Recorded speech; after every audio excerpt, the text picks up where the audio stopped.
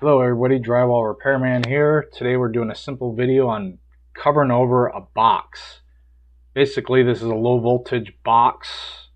They deleted the box and they deleted the power. If you're going to ever cover a box, you're going to have to delete the power. In the ideal world, you'd want to open up this wall and remove the box so you can get framing behind the box and get the sheetrock.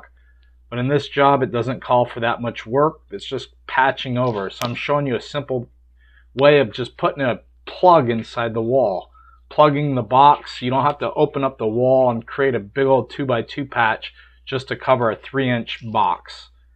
Always when you cover these boxes, you want to make sure the power is deleted. You can't cover over boxes that have live wires. That's per code. This technique usually works only on walls. If you try to do this technique on a ceiling, sometimes the patch will fall back out.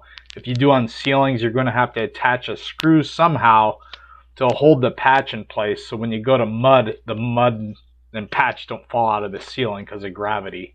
But this is a simple plug-in patch in a 3-inch box.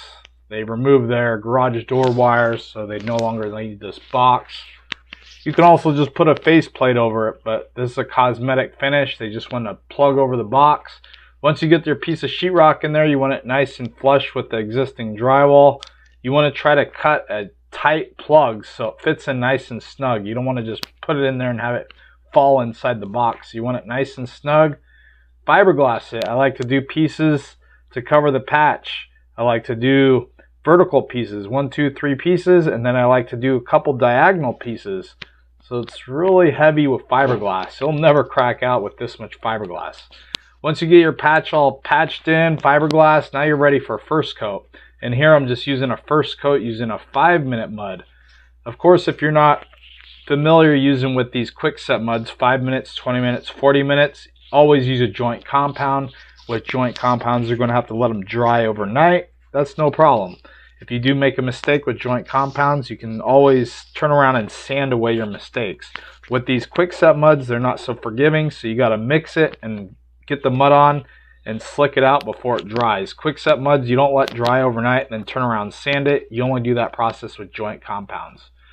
With the quick set mud for the first coat, you want to mix it nice and heavy. It's a really heavy first coat. Nice and thick, won't even fall off the knife. Basically, we're going to do a tight skim coat. You want to push the mud inside this fiberglass, inside the grooves of the fiberglass, so you know the mud gets inside there. Then just go ahead and follow through with the first coat.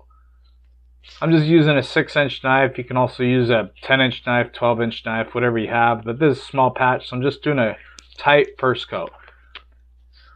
Once you get all your hot muds on, you'll always clean up your tools right away. Never let your mud set up on your tools. If you let them set up on your tools, the mud will dry rock hard on your tools, and it's not fun to try to remove it. So it's easier to clean as you go. Always clean your tools. Once you're done mudding, get your tools cleaned up. And while you're doing that, the mud's setting up on the wall, so you can turn around and go back in and it's set up. Once the hot mud sets up with this 5-minute, it takes about 5 minutes to set up. That's why it's called 5 minutes. Go ahead and slick it out using a sponge. I always use a clean sponge and a 6-inch knife. Slick it out, slick it out, slick it out. Nothing to it. You're just taking off the extra mud. You're pushing down pretty hard to get the extra mud off. You're slicking it out, basically taking off the extra mud. You don't want a big hump on the wall, so that's what we're doing, slicking it out, taking off the extra mud. Once you're ready for a second coat, go ahead and mix what you did with the first coat. A little thinner. You don't want it as thick as the first coat, so you just add a little more water. You don't need as much mud because you're just going to do a tight skim coat with your second coat. Especially with these hot muds. Hot muds are not like joint compounds. They don't shrink back. With these hot muds, you do tight skim coats.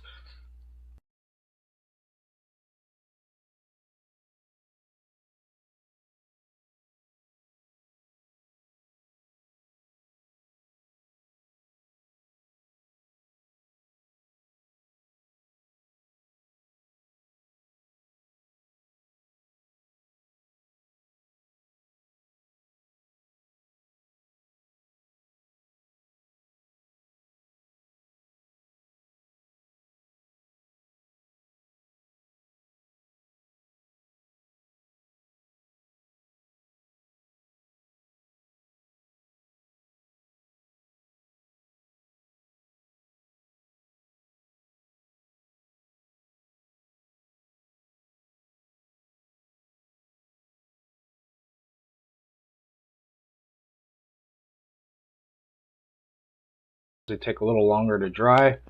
Just like before, clean up your tools.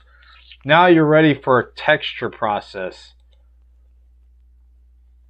Once the patch is all dried up, you can turn around and do your texture process. Depending on where you're located, you might have a different texture. There's so many different textures out there. I have several different videos on different types of texture matching. Some are smooth, some are spray knockdowns, splatters. With this texture, it's called a skip trowel, just a heavy skip trowel.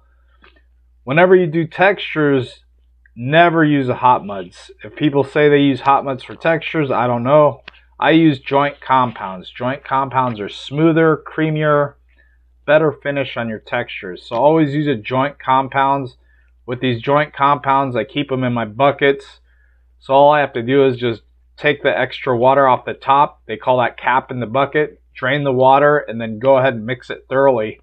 I always mix my muds using a hand mixer. If you don't have a hand mixer, you can use a drill, paddle drill, whatever. But I like to use these hand mixers because they're easy and quick. You're just creaming up the mud. The mud's already mixed up. You're just giving it a quick whip up to creamy it up. Always use joint compounds in your textures. On this wall, it's a skip trowel, so I'm just doing a skip trowel to match the texture. If you're not comfortable doing any type of textures, at least if you get the patch first coated and second coated, you could even do a tight third coat and leave it smooth. At least you got the hole patched on the wall, and the texture is just a cosmetic design, so it ain't that important. Maybe you can just at least get the patch ready for texture, then hire someone to do the texture to save yourself some money. Texture is not too thin, but it's not too thick. You want it to stick to the knife. You don't want a soupy mess. With the skip trowels, it's pretty the same with most sprays. Once you get it all ready, go ahead and just do your skip trowel process, and then you can turn around and clean up. With the patches, these patches usually take about 24 hours to dry after you get them skip troweled or textured. Let them dry thoroughly. Then you can turn around and sand, primer, and paint. Always sand with 150 grit to 200 grit sandpaper. And primer, I always recommend using a PVA drywall sealer or Kills, and then paint. But this is a basic, simple drywall repair process on a patch, doing a plug over a 3-inch box.